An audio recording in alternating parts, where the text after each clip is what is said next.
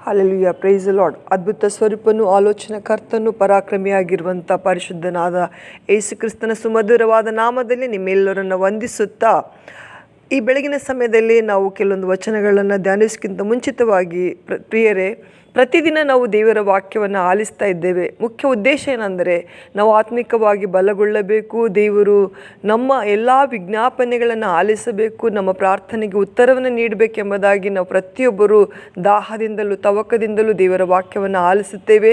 ಅದರಿಂದ ಅನೇಕ ಸಾರಿ ಆಶೀರ್ವಾದಗಳನ್ನು ಹೊಂದುತ್ತಾ ಇದ್ದೇವೆ. ಯಾಕೆಂದರೆ ದೇವರ ವಾಗ್ದಾನಗಳು ಅವು ನಮಗೆ ನಮ್ಮ ನಂಬಿಕೆಗೆ ಆಧಾರವಾಗಿದ್ದು, ವಾಗ್ದಾನಗಳಿಂದಲೇ ನಾವು ಅನೇಕ ಆಶೀರ್ವಾದಗಳನ್ನು ಹೊಂದಲು ಸಾಧ್ಯ ಎಂಬುದಾಗಿ ನಾವು ತಿಳಿದುಕೊಳ್ಳುತ್ತಾ ಇದ್ದೇವೆ. ಆದರೆ ದೇವರಿಂದ ನಾವು ಆಶೀರ್ವಾದವನ್ನು ಬಯಸುವಂಥ ನಾವುಗಳು ದೇವರು ಕೂಡ ನಮ್ಮಿಂದ ಏನೇ ಎದುರು ನೋಡ್ತಾ ಇದ್ದಾನೆ ಎಂಬುದಾಗಿ ತಿಳಿದುಕೊಳ್ಳೋದು ಬಹಳ ಪ್ರಾಮುಖ್ಯವಾಗಿದೆ. ಪ್ರಿಯರೇ, ಯೋಶುವನು ಬರೆದ ಪುಸ್ತಕ 3ನೇ ಅಧ್ಯಾಯ 5ನೇ ವಚನದಲ್ಲಿ ನೋಡ್ತೇವೆ, ಯೋಶುವನು ಜನರಿಗೆ ನಿಮ್ಮನ್ನು ಶುದ್ಧ ಮಾಡಿಕೊಳ್ಳಿರಿ, ಯೆಹೋವನು ನಾಳೆ ನಿಮ್ಮ ಮಧ್ಯದಲ್ಲಿ ಅದ್ಭುತವನ್ನು ಮಾಡುವನೆಂಬುದಾಗಿ ಬರೆಯಲ್ಪಟ್ಟಿದೆ. ಪ್ರಿಯರೇ, ಇಂದಿಗೂ ಸಹ ಜನರು ಕರ್ತನಿಂದ ಅದ್ಭುತಗಳನ್ನು ಬಯಸುವರು. ಆದರೆ ಕರ್ತನು ಜನರಿಂದ ಏನನ್ನು ಬಯಸ್ತಾನೆಂಬುದಾಗಿ ಭಾಳ ಜನರಿಗೆ ಗೊತ್ತಿಲ್ಲ. ಆದರೆ ದೇವರು ನಮ್ಮಿಂದ ಪರಿಶುದ್ಧತೆಯನ್ನು ಅಪೇಕ್ಷಿಸುವನಾಗಿದ್ದಾನೆ. ಯೇಸು ಕ್ರಿಸ್ತನ ರಕ್ತದಿಂದಲೂ ಆತನ ವಾಕ್ಯಗಳಿಂದಲೂ ದೇವರಾತ್ಮನಿಂದಲೂ ಆಸಕ್ತಿಯುಳ್ಳ ಪ್ರಾರ್ಥನೆಯಿಂದಲೂ ನಮಗೆ ಪರಿಶುದ್ಧತೆ ಉಂಟಾಗುತ್ತದೆ.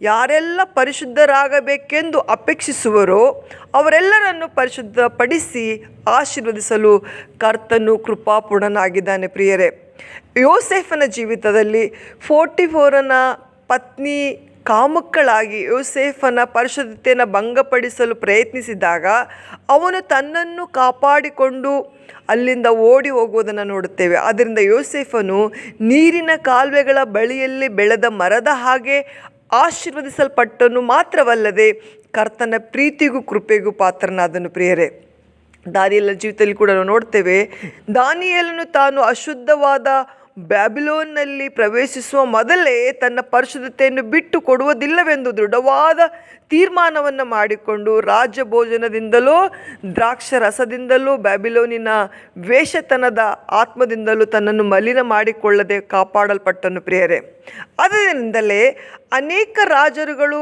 ಬಂದರೂ ಹೋದರೂ ದಾನಿಯೇಲನಾದರೂ ಉನ್ನತವಾದ ಪದವಿಯಲ್ಲೇ ನೆಲೆಗೊಂಡಿದ್ದನು.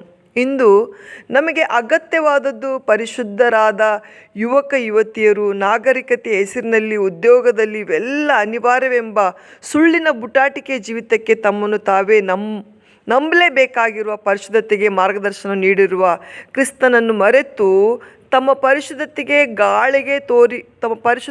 ಗಾಳಿಗೆ ತೋರಿ ಬಿಟ್ಟಿರುವ ಯುವ ಪೀಳಿಗೆ ಎಚ್ಚೆತ್ತುಕೊಳ್ಳುವುದು ಬಹಳ ಅಗತ್ಯವಾಗಿದೆ. ಪ್ರಿಯರೇ, ದೇವ ಮಕ್ಕಳೇ, ಪರಿಶುದ್ಧತೆಯನ್ನು ಗಮನದಲ್ಲಿರಿಸಿಕೊಳ್ಬೇಕು. ಪವಿತ್ರಾತ್ಮನೊಂದಿಗೆ ನಾವು ಪ್ರಯತ್ನಿಸುವಾಗ ಮಾತ್ರ, ಪವಿತ್ರಾತ್ಮನ ಸಹಾಯವನ್ನು ತೆಗೆದುಕೊಂಡು ನಾವು ಸತತವಾದಂಥ ಪ್ರಯತ್ನವನ್ನು ಮಾಡುವಾಗ ಮಾತ್ರ ನಮ್ಮ ಜೀವಿತದಲ್ಲಿ ಪರಿಶುದ್ಧತೆಯನ್ನು ನಾವು ಕಾಪಾಡಿಕೊಳ್ಳಲಿಕ್ಕೆ ಸಾಧ್ಯವಾಗುತ್ತದೆ. ಇಲ್ಲದಿದ್ದರೆ ದೇವರು ಪರಿಶುದ್ಧತೆ ಇಲ್ಲದೆ ನಾವು ದೇವರನ್ನು ಮೆಚ್ಚಿಸಲಿಕ್ಕೆ ಸಾಧ್ಯವಿಲ್ಲ. ದೇವರು ನಮ್ಮ ಜೀವಿತದಲ್ಲಿ ಆಶೀರ್ವಾದವನ್ನು ಮಾಡಬೇಕು. ನಮ್ಮ ಜೀವಿತವು ಆಶೀರ್ವಾದದಾಯಕವಾಗಿರಬೇಕಾಗಿದ್ದಲ್ಲಿ ನಾವು ಕೂಡ ಪರಿಶುದ್ಧರಾಗಿ ದೇವರ ಸಮ್ಮುಖದಲ್ಲಿ ಕಾಣಲ್ಪಡಬೇಕು. ಪರಿಶುದ್ಧತೆಯಿಂದ ಮಾತ್ರ ದೇವರನ್ನು ನಾವು ಮೆಚ್ಚಿಸಲು ಸಾಧ್ಯ. ದೇವರ ವಾಕ್ಯ ಹೇಳುತ್ತದೆ, ರೋಮಾಪುರದ ಬರೆದ ಪತ್ರಿಕೆ 6ನೇ ಅಧ್ಯಾಯ 19ನೇ ವಚನ, ಈಗ ಪರಿಶುದ್ಧರಾಗುವುದಕ್ಕಾಗಿ ನಿಮ್ಮ ಅಂಗಗಳನ್ನು ನೀತಿಗೆ ದಾಸರನ್ನಾಗಿ ಒಪ್ಪಿಸಿಕೊಡಿರಿ ಎಂಬುದಾಗಿ. ಆದ್ದರಿಂದ ದೇವರ ಮಕ್ಕಳೇ, ಈ ದಿನಗಳಲ್ಲಿ ನೀತಿಗೆ ವಿರುದ್ಧವಾದದ್ದು ಎಲ್ಲವೂ ಪಾಪವಾಗಿದೆ. ಪಾಪದಿಂದ ನಾವು ಅಶುದ್ಧರಾಗಿ ದೇವರಿಂದ ನಾವು ದೂರವಾಗುವಂಥ ಅನೇಕ ಸಾಧ್ಯತೆಗಳಿರೋದರಿಂದ ಈ ದಿನಗಳಲ್ಲಿ ನಮ್ಮ ಕಣ್ಣುಗಳು, ನಮ್ಮ ದೇಹದ ಅಂಗಾಂಗಗಳು, ನಾವು ಮಾಡುವಂಥ ಪ್ರತಿಯೊಂದು ಕಾರ್ಯಗಳಲ್ಲಿ ನಾವು ಯಾವತ್ತೂ ಮಲಿನವಾಗದಂತೆ ಪರಿಶುದ್ಧತೆಯನ್ನು ನಾವು ಕಾಪಾಡಿಕೊಳ್ಳೋಣ. ದೇವರ ದೃಷ್ಟಿಯಲ್ಲಿ ನಾವು ಯೋಗ್ಯರಾಗಿ ನಡೆದುಕೊಳ್ಳಲು ದೇವರ ಆತ್ಮ ನಮಗೆ ಸಹಾಯ ಮಾಡಲಿ. ಈ ವಾಕ್ಯವನ್ನು ಕೇಳಿಸಿಕೊಳ್ಳುತ್ತಿರುವಂಥ ಯೌವನಸ್ಥರಾಗಿರ್ಬೋದು, ಕುಟುಂಬದವರಾಗಿರ್ಬೋದು, ಹಿರಿಯರಾಗಿರ್ಬೋದು, ಯಾರೇ ಆಗಿದ್ದರೂ ನಮ್ಮ ಜೀವಿತದಲ್ಲಿ ಎಷ್ಟರ ಮಟ್ಟಿಗೆ ನಾವು ಪರಿಶುದ್ಧರಾಗಿ ಜೀವಿಸೋದಕ್ಕಾಗಿ ಪ್ರಯತ್ನ ಪಡ್ತಾ ಇದ್ದೇವೆ. ನಮ್ಮನ್ನು ನಾವು ವಿಚಾರಿಸಿಕೊಳ್ಳಬೇಕಾಗಿದೆ. ನಾವು ವಿಚಾರಿಸಿಕೊಳ್ಳುವಾಗ, ನಾವು ಯೋಚಿಸಿಕೊಳ್ಳುವಾಗ ಮಾತ್ರ ದೇವರ ಆತ್ಮ ನಮಗೆ ಸಹಾಯ ಮಾಡ್ತಾನೆ. ನಮ್ಮ ನಡೆ, ನುಡಿ, ಕ್ರಿಯೆಗಳು, ನಮ್ಮ ದೃಷ್ಟಿಕೋನ ಎಷ್ಟರ ಮಟ್ಟಿಗೆ ನಾವು ದೇವರೆಡೆಗೆ ಸಾಗ್ತಾ ಇದ್ದೇವೆ.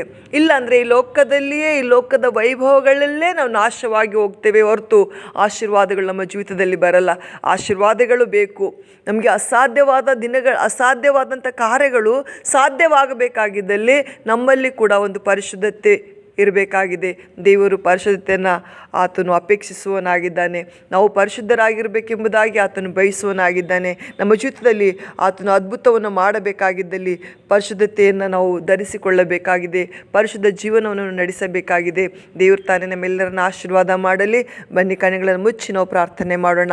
ಪ್ರೀತಿ ಸ್ವರೂಪನಾದಂಥ ಪರಲೋಕದ ತಂದೆಯಾದ ದೇವರೇ, ನೀನು ಪರಿಶುದ್ಧನಾಗಿರುವಂತೆ ನಮ್ಮನ್ನು ನೀವು ಪರಿಶುದ್ಧತೆಗೆ ನಡೆಸ್ತೀರಿ. ಅದಕ್ಕಾಗಿ ಸ್ತೋತ್ರ.